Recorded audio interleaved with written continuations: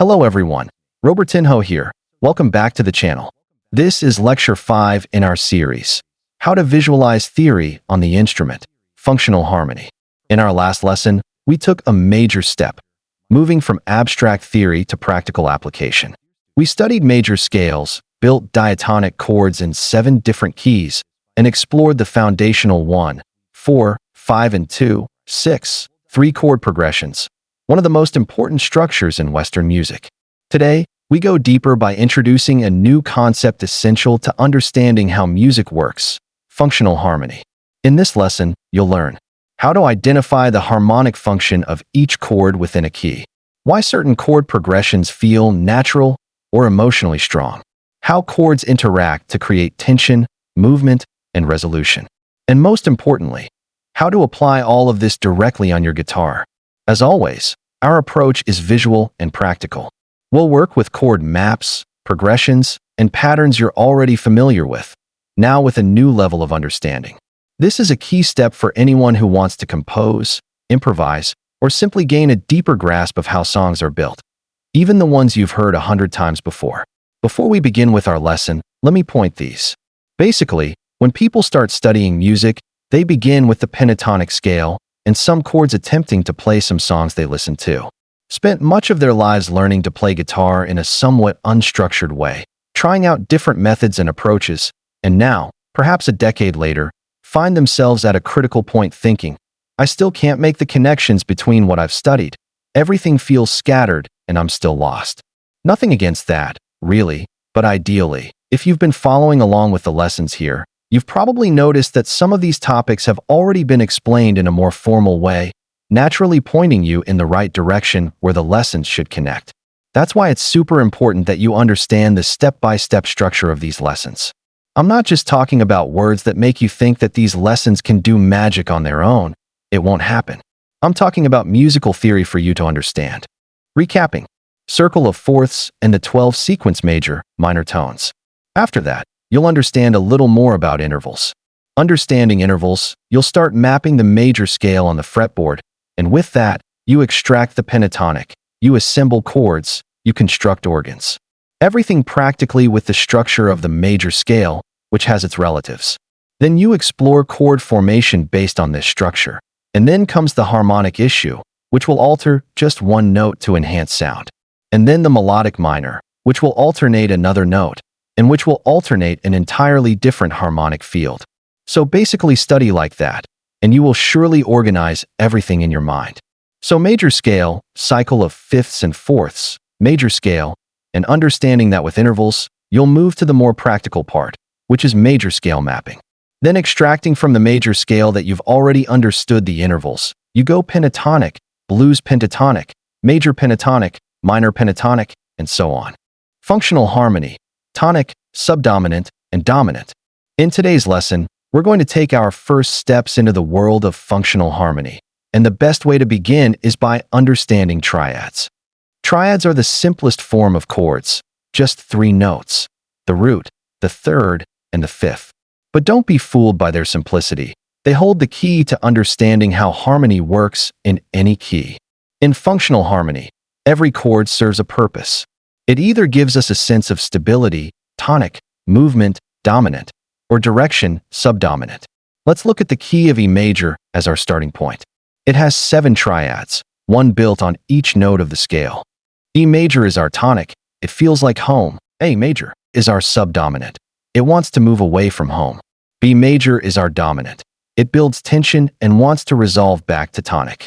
This relationship between chords, tonic, subdominant, and dominant, is what we call functional harmony. And triads make it easy to hear and understand that. So, in this lesson, we'll focus on identifying each triad in the key of E, playing them on the fretboard, and recognizing their function in the harmony. By the end of this video, you'll understand how each chord plays a role in creating musical movement, and why starting with triads is the best way to build your foundation in harmony. Why start with triads on guitar? Triads are 3-note chords made from the root, third, and fifth of a scale. They're simple and essential for beginners because they're easier to play and understand than full, extended chords. 1. Foundation of chords. Triads are the building blocks of most chords. Learning them helps you understand how chords are constructed and makes it easier to move on to more complex shapes later. 2. Easier to play and see. Triads use fewer fingers and strings, so they're more manageable. They also help you visualize chord shapes and intervals across the fretboard. 3. Key triad shapes. Start by learning triads based on E, A, and B major chords. These are common and work well in many musical situations. 4. Learn inversions. Once you're comfortable with basic triads, try their inversions. This means playing the same chord but starting from a different chord tone, which adds variety and smooth transitions in progressions. 5. Progress to full chords. After triads, you can move on to seventh chords, like major 7, minor 7, dominant 7, which include one more note and create richer sounds. Let's get started.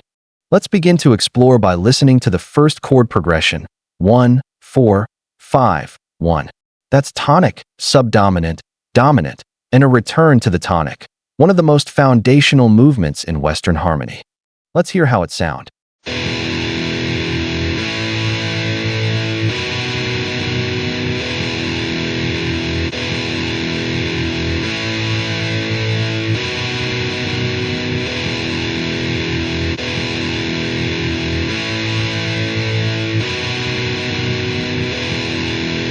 Now let's do a different progression, 1, 4, 2, 5, 1. We'll start with the tonic chord 1, and then we'll go to the 4-chord subdominant. Now, we can go to any other subdominant we want before going to the dominant. So, we're going to go tonic to 4,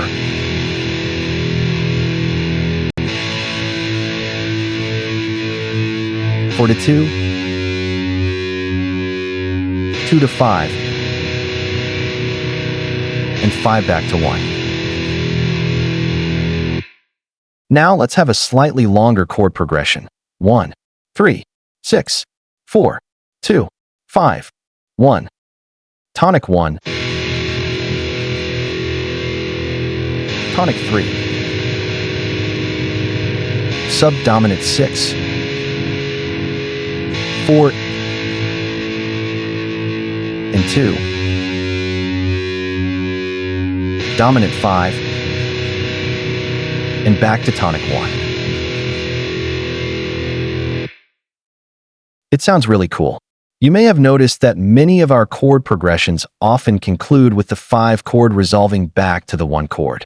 This is a very common feature in Western music and is known as a cadence. While this 5-1 resolution is the most typical, there are a few notable exceptions. These alternative cadences are quite specific in nature and are not used as frequently. One example you may encounter is the 5 chord resolving to the 6 chord instead of the 1. This progression 5 to 6 may seem unusual at first, as it represents a dominant moving to a subdominant rather than resolving to the tonic. However, it is a recognized and expressive deviation from the norm and can be effectively used at the end of a chord progression to create a more unexpected or emotionally nuanced effect. This makes a really cool sound. Just for the sake of comparison, let's do a 1-4-5-1 and then let's do a 1-4-5-6 so that you can hear it. So, that's called a deceptive cadence when you go from the 5 to the 6. We call it deceptive because your ear kind of expects the 5 to go to 1 because that's what you hear all the time. But because it goes to the 6, it's a deceptive quote-unquote. So that's one cadence.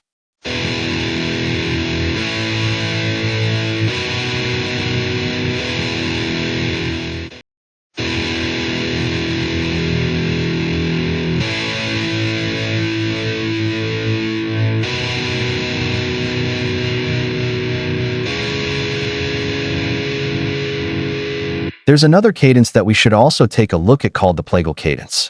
Sometimes it's called the Amen cadence because you hear it often in hymns. So in this cadence, you're going to go from the 4 to the 1. So that's super crazy. Now we're going from a subdominant to a tonic, so that's kind of breaking the rules again, but it actually has a very pretty sound. Let's do an example real quick. We'll go 1-2-4-1. So we're going tonic to 2 subdominants, and then back to tonic. A little bit weird, but it actually has a very pretty sound to it. Check it out.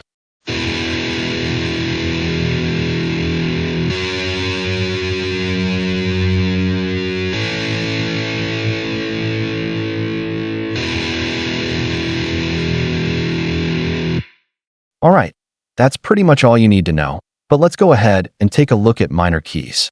Everything here is actually the same. As you can see from this first diagram, everything looks a little bit different, the chords, but everything still functions the same. The 1 and the 3 are still tonic chords, the 2, the 4 and the 6 are still subdominant, and the 5 and the 7 are dominant. So, all the same rules apply here. Let's make a quick progression here. We'll go from the 1 to the 3, both tonic chords, and then let's do a subdominant. So we'll do the 4, and then we'll go to the 5 here, and then back to the 1. So give this a quick listen.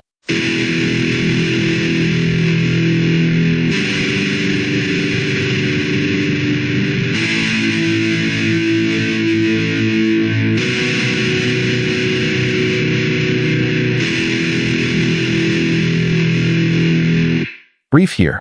You are not obligated to strictly follow these rules, nor must you adhere to any specific order. These guidelines serve as helpful reference points, but they are not absolute. If you happen to play a chord progression that deviates from conventional theory but sounds pleasing to you, that is completely valid. There's nothing wrong with exploring outside the traditional framework.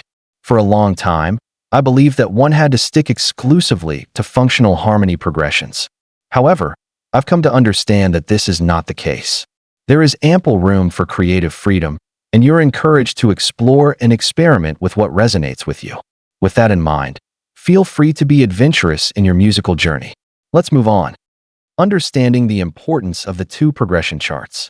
In this lesson, let's explore the significance of these two visual aids, major chart 1 and minor chart 2, especially for those beginning their journey into harmonic progressions. These charts serve an essential purpose in helping students understand harmonic movement. Although they share some visual similarities in layout, the Roman numerals differ between the two, reflecting the distinct functions of each chord within the scale. The primary goal of these diagrams is to help students develop a visual and conceptual understanding of Roman numeral analysis, which in turn aids in identifying the relative minor of a major key and the relative major of a minor key. As we saw in the example using the key of E minor, the Roman numerals from the major scale chart are adapted to fit the context of the minor key. There is a deeper theoretical explanation behind this shift, which we'll explore in more detail in future lessons. For now, it's important to simply be aware of these changes as they appear. Don't worry if everything doesn't immediately make perfect sense. As we progress, each new lesson will add another piece to the puzzle. Over time, the concepts will naturally begin to connect, and the theory will start to reveal itself in a clear and intuitive way. Just stay engaged and keep moving forward. Understanding will come with consistent study and practice. Let's take a close look at this chord progression: 1, 5, 6, 4.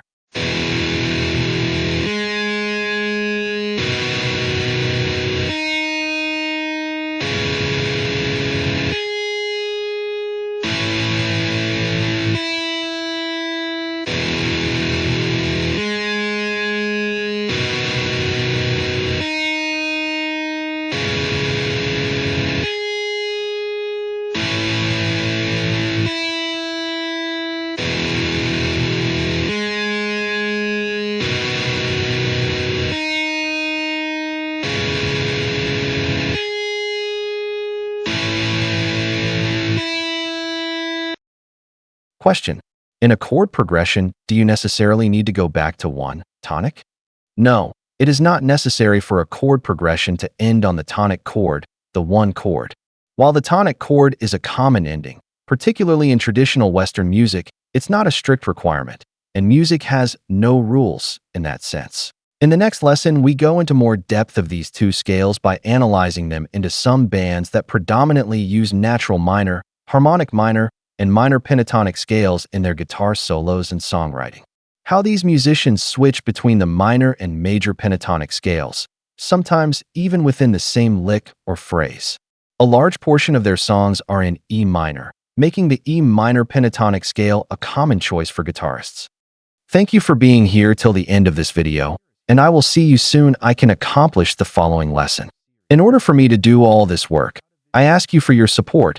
Please subscribe, comment, like, and share with your friends, even if they're not into playing guitar. Thank you very much. See you soon.